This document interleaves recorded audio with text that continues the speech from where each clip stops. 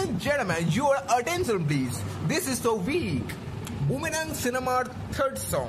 জিদ্দা এখনো এই বিষয়ে এখনো অফিসিয়ালি কিছু বলেনি, কিন্তু গানটা কবে মুক্তি পেতে পারে আপনারা একটু মানে গেস করুন না। আপনারা অনেকেই বুঝে গিয়েছেন, আমি জানি। রোববার দিন যতদূর খবরে শোনা যাচ্ছে, রোববার দিন এই গানটা মুক্তি পেতে পারে, নাকি সাউথ সিটি মলে নাকি একটা প্রিমিয়ার হবে। তো এই গানটার জন্য না আমার এক্সাইটমেন্ট চূড়ান্ত, কারণ এই গানটা নাকি অরিজিৎ সিং গাইলেও গাইতে পারে। বাপরে বাপ, তাহলে ভাবা যায় জিদ্দা প্লাস অরিজিৎ সিং মানে ডেডলি কম্বো হয়। আর কেউ মানে রেকর্ড তো ভেঙে যাবে সব। আর জিদ্দা অরিজিৎ সিং এর গানের রেকর্ড দেখুন, কেউ জানে না। তারপরে বলো না বাধা শুনতে, কি একটা গান আছে না, কত গান রয়েছে তাই না।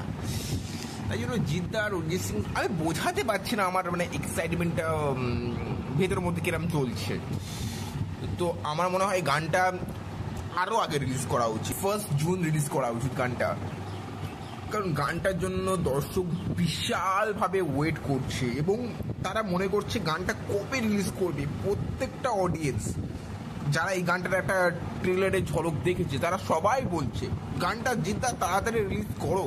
আমি কমেন্টও পড়ছিলাম, এই গানটা যত তাড়াতাড়ি জিদ্দা রিলিজ করবো তত তাড়াতাড়ি আমাদের মনের ভেতরে যে একটা সল রয়েছে না, সেটা একটু শান্তি পাবে। কারণ এটা একটা জাস্ট রেকর্ডের পর রেকর্ড করবে এই গানটা। কারণ